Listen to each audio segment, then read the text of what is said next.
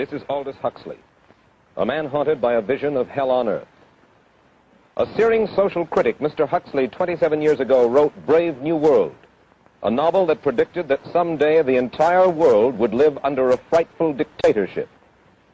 Today, Mr. Huxley says that his fictional world of horror is probably just around the corner for all of us. We'll find out why in a moment.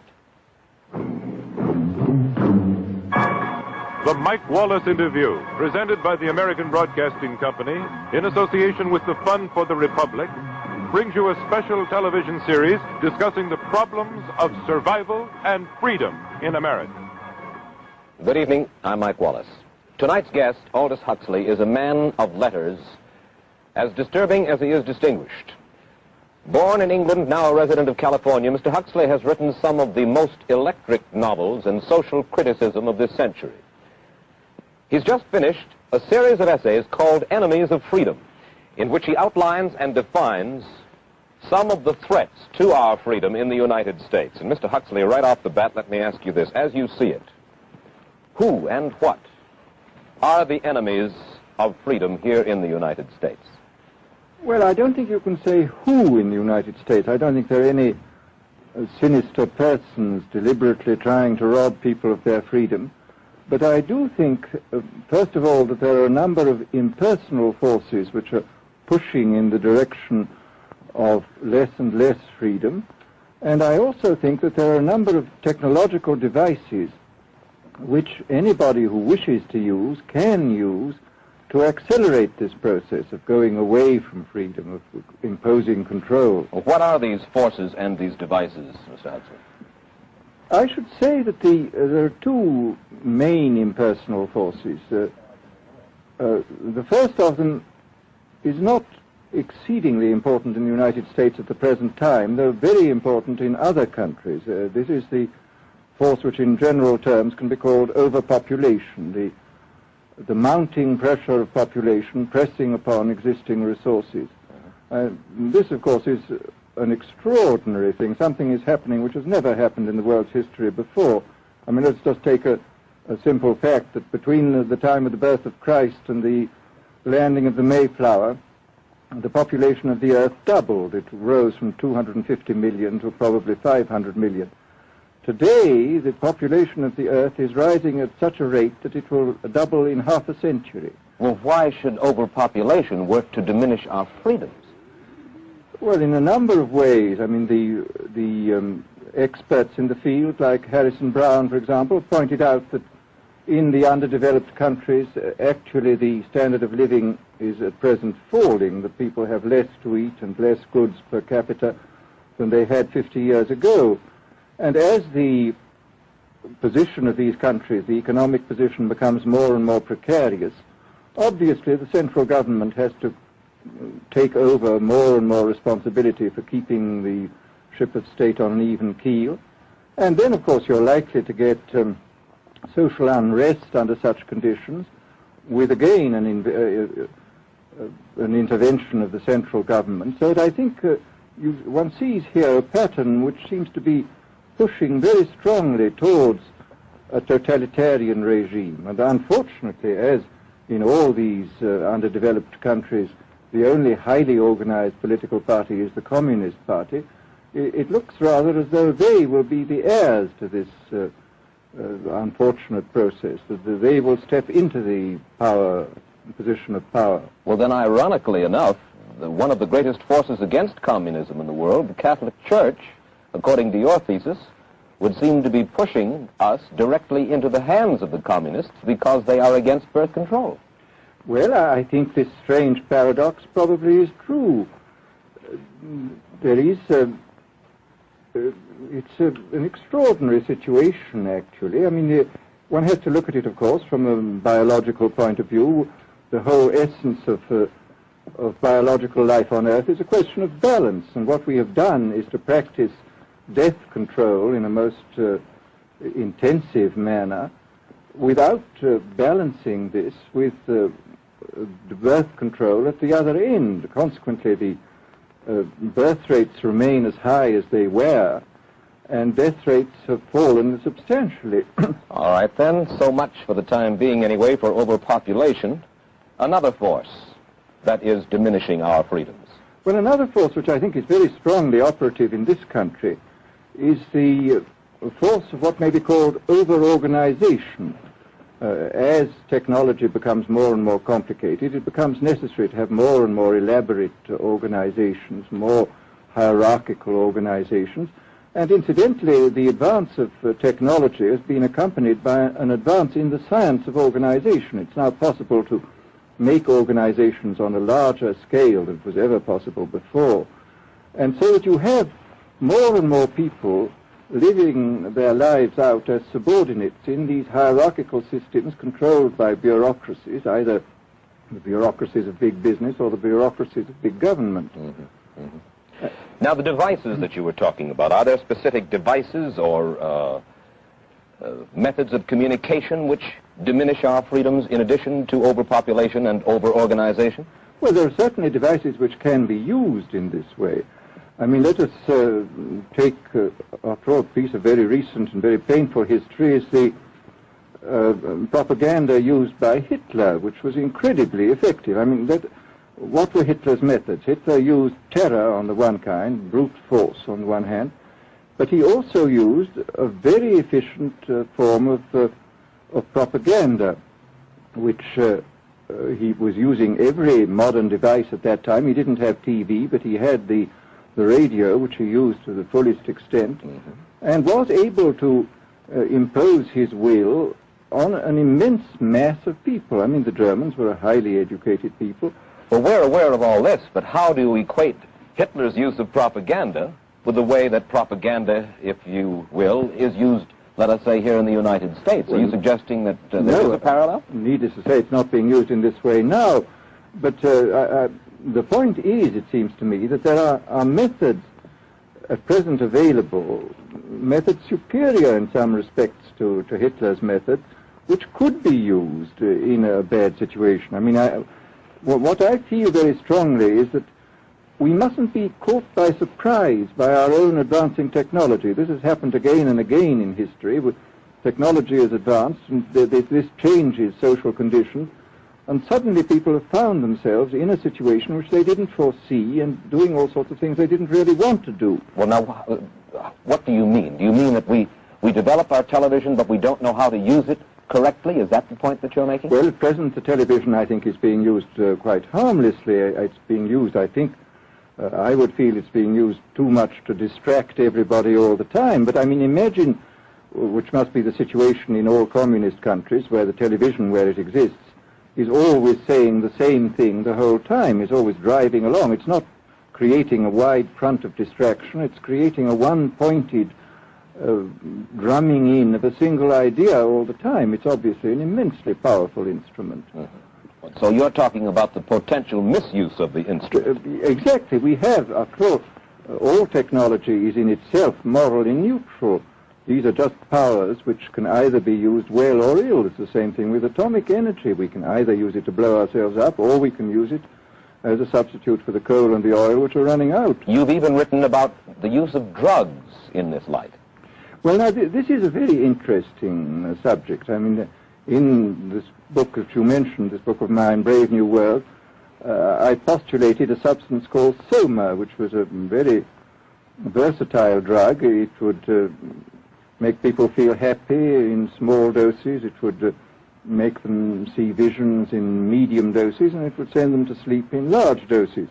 Well, I don't think such a drug exists now, nor do I think it will ever exist, but we do have drugs which will do some of these things, and I think it's quite on the cards that we may have drugs which will profoundly change our mental states without doing us any harm. I mean, this is the pharmacological revolution which has taken place, that we have now powerful mind-changing drugs, physiologically speaking, are almost costless. I mean, they are not like opium or like cocaine, which do change the state of mind, but leave terrible results physiologically and morally.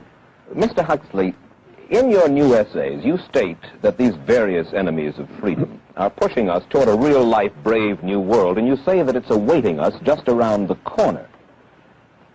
First of all, can you detail for us what life in this brave new world which you fear so much, or what life might be like? Well, to start with, I think this kind of the dictatorship of the future, I think will be very unlike the dictatorships which we've been familiar with in the immediate past. I mean, take another book prophesying the future, which was a very remarkable book, George Orwell's 1984. Well, this book was written at the height of the Stalinist regime and just after the Hitler regime. And there he foresaw a dictatorship using entirely the methods of terror, the methods of physical violence. Now, I think what is going to happen in the future is the dictators will find, as the old saying goes, that you can do everything with bayonets except sit on them. That if you want to preserve your power indefinitely, you have to get the consent of the ruled. And this they will do partly by drugs, as I foresaw in Brave New World, partly by these new techniques of propaganda. They will do it by bypassing the sort of rational side of man and appealing to his subconscious and his deeper emotions and his physiology even, and so making him actually love his slavery. I mean, I think this is the danger, that actually people may be in some ways happy under the new regime, but they will be happy in a situation where they oughtn't to be happy. But let me ask you this. You're talking about a world that could take place within the confines of a totalitarian state. Let's become more immediate, more urgent about it. We believe, anyway, that we live in a democracy here in the United States. Do you believe that this brave new world that you talk about could, let's say in the next quarter century, the next century, could come here to our shores? I think it could. I mean, that's why I feel it's so extremely important here and now to start thinking about these problems, not to let ourselves be taken by surprise by the new advances in technology. I mean, for example, in regard to the use of the drugs, we know there's enough evidence now for us to be able, on the basis of this evidence and using a certain amount of creative imagination, to foresee the kind of uses which could be made by people of bad will with these things, and to attempt to forestall this. And in the same way, I think with these other methods of propaganda, we can foresee and we can do a good deal to forestall. I mean, after all, the price of freedom is eternal vigilance. You write in Enemies of Freedom, you write specifically about the United States. You say this, writing about American political campaigns. You say, all that is needed is money and a candidate who can be coached to look sincere. Political principles and plans for specific action have come to lose most of their importance. The personality of the candidate, the way he is projected by the advertising experts, are the things that really matter.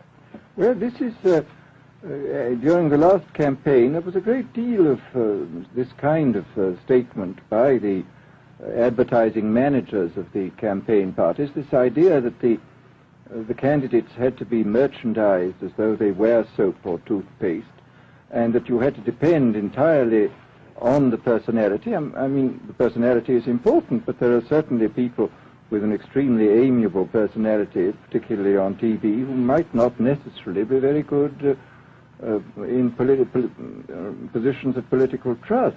Well, do you feel that men like Eisenhower, Stevenson, Nixon, with knowledge of forethought, were trying to pull the wool over the eyes of the American public?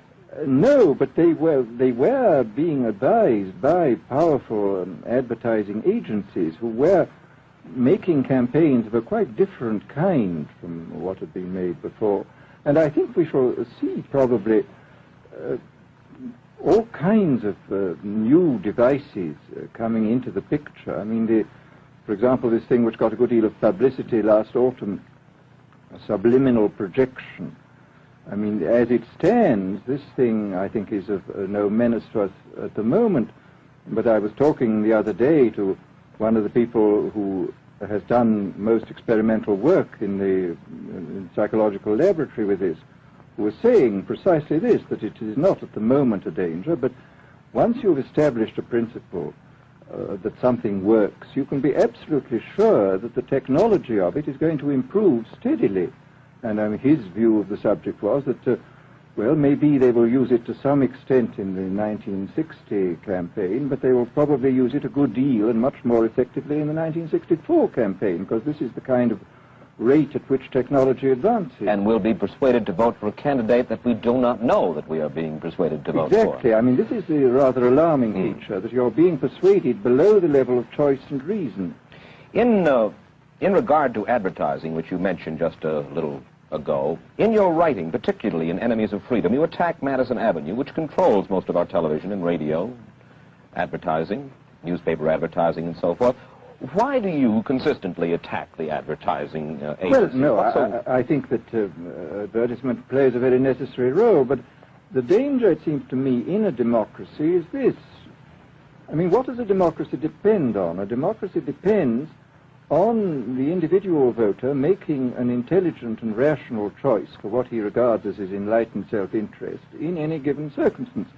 But what these people are doing, I mean, what both for their particular purposes, for selling goods, and the dictatorial propagandists are doing, is to try to bypass the rational side of man and to appeal directly to these unconscious forces below the surface, so that you are, in a way, making nonsense of the whole democratic procedure, which is based on conscious choice on rational grounds. Of course, well, maybe you have just answered this next question, because in your essay you write about television commercials, not just political commercials, but television commercials as such, and how, as you put it, today's children walk around singing beer commercials and toothpaste commercials, and then you link this phenomenon in some way with the dangers of a dictatorship. Now, could you spell out the connection, or how do you feel that you have done so sufficiently? Well, I mean, here, this whole question of children, I think, is a terribly important one, because the children are quite clearly much more suggestible than the average grown-up. And again, suppose that for one reason or another, all the propaganda was in the hands of one or very few agencies, you would have an extraordinarily powerful force playing on these children, who after all are going to grow up and be adults quite soon. I do think that this is not an immediate threat, but it remains a possible threat. And you said something to the effect in your essay that the children of Europe used to be called cannon fodder, and here in the United States they are television and radio fodder. Well, after all, you can read in the trade journals the most lyrical accounts of how necessary it is to get hold of the children, because then they will be loyal brand buyers later on. Mm-hmm. But, I mean, again, you just translate this into political terms. The dictator says they will be loyal ideology buyers when they're grown up. We hear so much about brainwashing as used by the communists.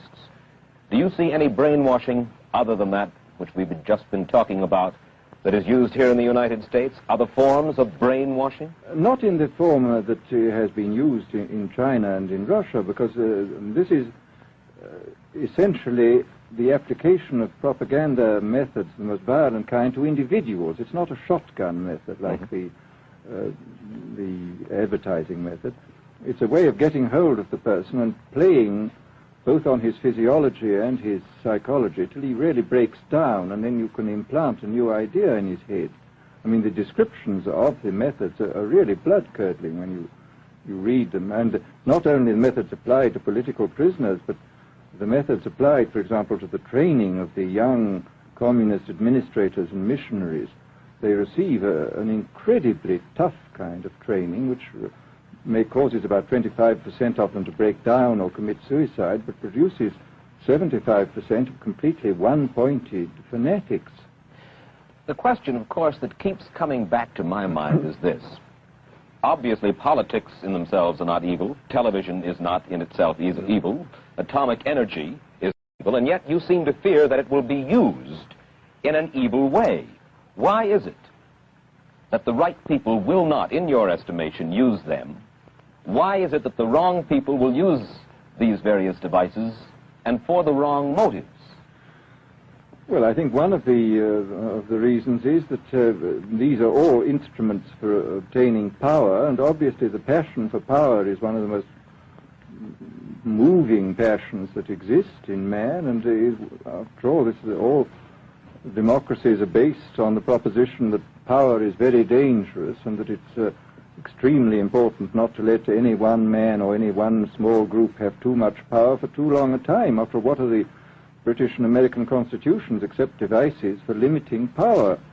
And all these new devices are extremely efficient instruments for the imposition of power by small groups over larger masses.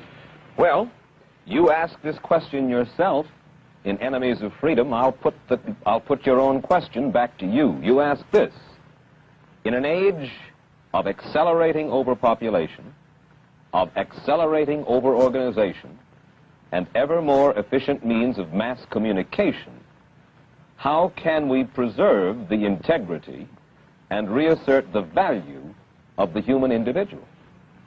You put the question. Now here's your chance to answer it, Mr. Huxley.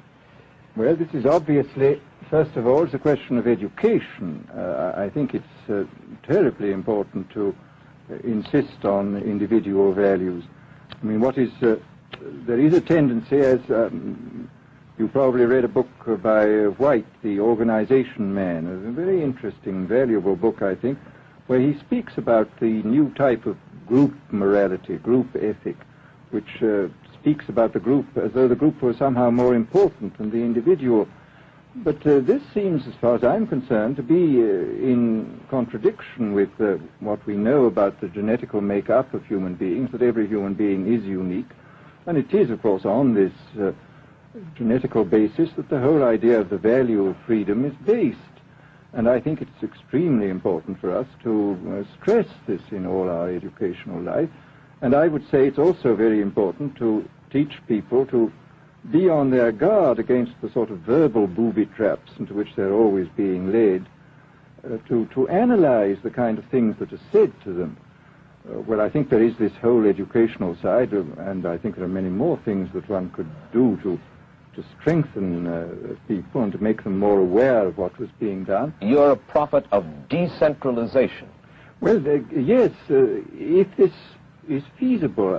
It's one of the tragedies, it seems to me. I mean, many people have been talking about the importance of decentralization in order to give back to the voter a sense of direct power. I mean, the voter in an enormous electorate feels quite impotent, and his vote seems to count for nothing.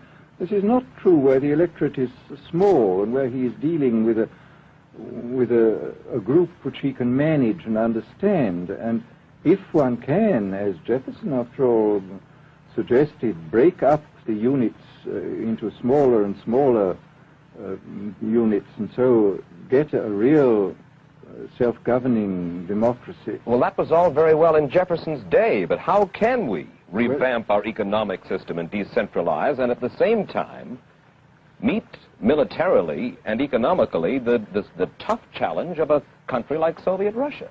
Well, I think the answer to that is that there are, it seems to me that the production, industrial production, is of two kinds. I mean, there are some kinds of industrial production which obviously need the most tremendously high centralization, like the making of automobiles, for example. But there are many other kinds where you could decentralize quite easily and probably quite economically, and that you would then have this kind of decentralized life. After all, you begin to see it now if you travel through the South, this decentralized textile industry which is springing up there. Mr. Huxley, let me ask you this, quite seriously. Is freedom necessary?